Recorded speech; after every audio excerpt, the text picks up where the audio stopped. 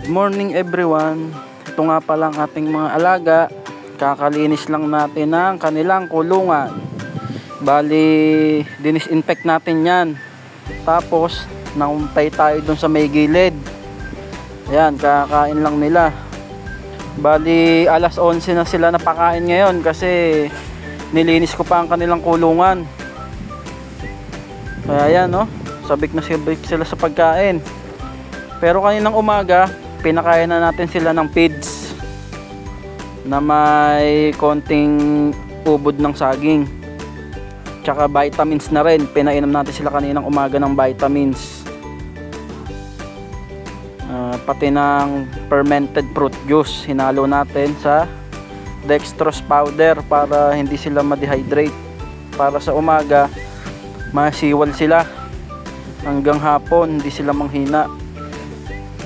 At yan, nakain sila dyan. Ito, pupunta naman tayo sa labas.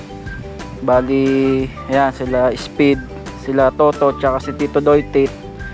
Naghahakot sila ng mga lupa-lupa, ng mga bato. Itatambak dun sa ating garahe,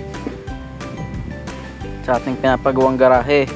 Ngayon, pupunta naman tayo dito sa labas. Bali, may nakaabang na rin tayo na pagkain para bukas, para hindi tayo mangumpay bukas sa isang araw ulit. Yan, punta na tayo dito sa ating isa pang pakainan. Yan, no?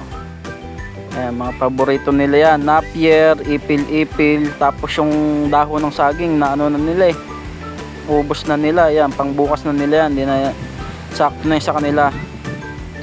Ito nga pala ang ating nililinis para tataniman natin ang mga damo. Ayan, sila Tito Doitit tsaka sila Toto nagpapala. Dadali nila dun sa garaheng pinagawa natin, kaso hindi pa tapos.